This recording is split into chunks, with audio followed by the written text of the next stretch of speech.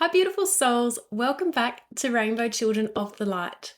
If you're new here, my name is Heather Clark. I'm an energy healer, children's channel, and spiritual mum.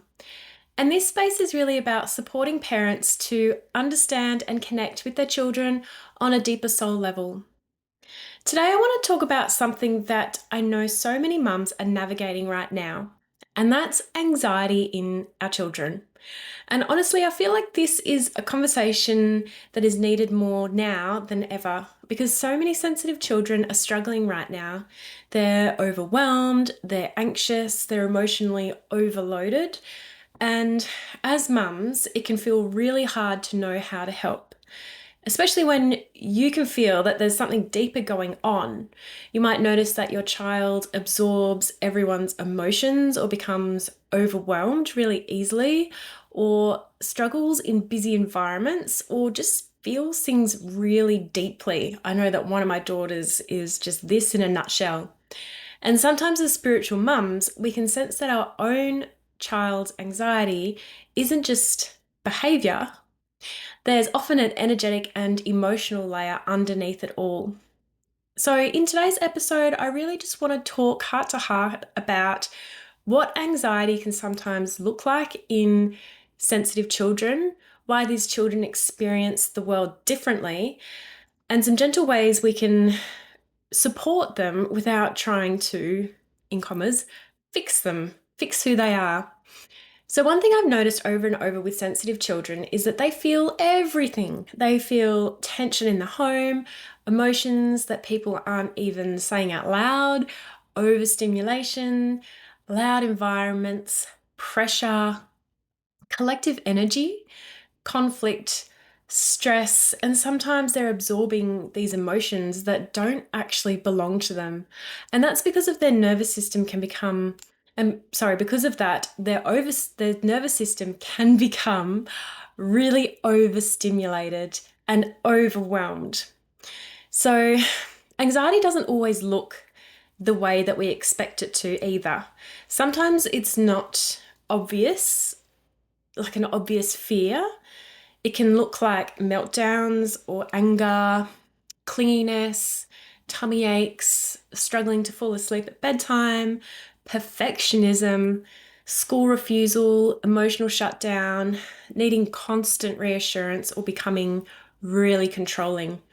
And I think one of the biggest shifts that we can make as mums is moving away from what's wrong with my child, or here we go again, instead asking, why might my child be feeling right now? What are they feeling? That question really changes the energy completely, because instead of trying to control the behavior, we start becoming curious about the experience underneath it. I think as mums, especially caring mums, our instinct is to often jump straight into the fixing mode. We want to make the anxiety go away. We want to solve it. We want to help immediately because it's uncomfortable. It's uncomfortable for us. It's uncomfortable for them. And of course, that comes from love. But what anxious children often need most is safety. Not pressure to stop feeling anxious or to calm down or to be okay quickly. They really just need to feel seen, safe, accepted, and supported in the emotion they're experiencing. And something I've learned is that children regulate through this. So if we're frantic, panicked, fearful, or trying to control everything, they feel that too. They pick up on it. And again, it's not about like blaming ourselves, it's just about being aware. Sometimes the most healing thing that we can do is slow down ourselves first. Take a deep breath, really just softening our own nervous system and sitting beside them calmly and just saying, I'm here, you're safe, we'll move through this together. And that energy alone can help regulate a child so much more than constantly trying to fix the emotion or come up with solutions. So I want to share a few gentle things that can really help with sensitive children. And these are things I use both personally and within my healing work. Anxiety can make children feel very up in the air energetically. So, grounding is incredibly important. And grounding doesn't have to be complicated. Sometimes it's just going outside barefoot, sitting in nature, cuddling, swinging, water play, dancing, just slowing things down, coloring, deep pressure hugs, or simply just getting them away from overstimulation for a while. A lot of sensitive children genuinely need more quiet than our society currently allows. And I also love working with colour for emotional support. Children naturally connect with colour energy. So you might notice your child is drawn to certain colours depending on how they're feeling emotionally. So, for example, blue can feel calming and safe, green can feel healing, balancing, pink can feel comforting, violet can help with emotional release.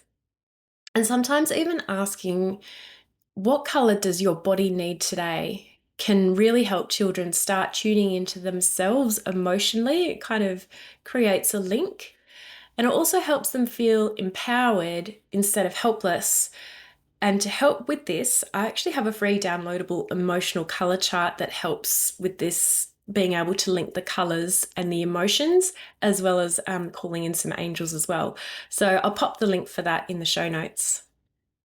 So sometimes anxious children don't need advice straight away. They need connection first. They need to know my feelings are allowed, I'm not being too much, I'm safe to feel.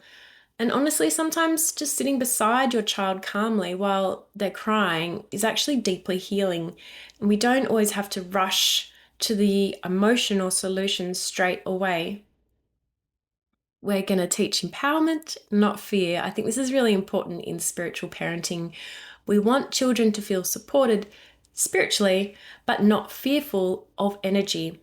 So instead of, there's bad energy everywhere, we can kind of shift into you are supported, you are protected, you can ask for help, you can connect with your angels and your guides, and simple bedtime rituals, visualization, golden light, grounding practices, or connecting with loving support can help children feel safe without creating fear around sensitivity. And actually, again, I do have a downloadable little bedtime card. I'll pop that in the links below as well. And so I just really want to say to any mum listening who feels exhausted or worried right now, your child's sensitivity is not something that needs to be shut down. These children often came into the world deeply empathetic, intuitive, and emotionally aware, and energetically open. But the world can feel really overwhelming for them. It's really dense here. And sometimes anxiety is not, asking us to harden them. Sometimes it's actually inviting all of us into slower living, more connection, more emotional honesty, more nervous system safety, and more presence.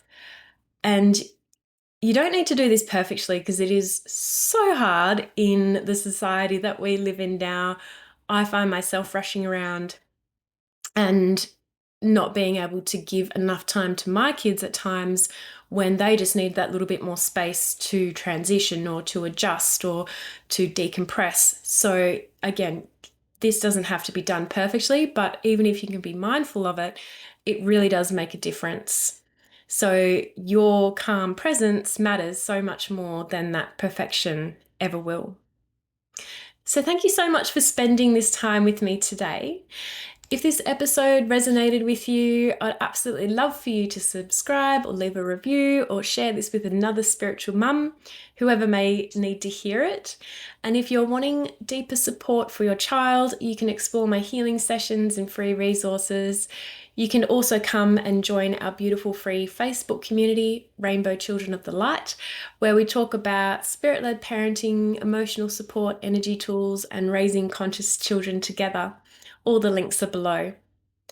So until next time, trust your intuition, trust your connection with your child, and remember, sensitive children are here to help bring more heart back into the world.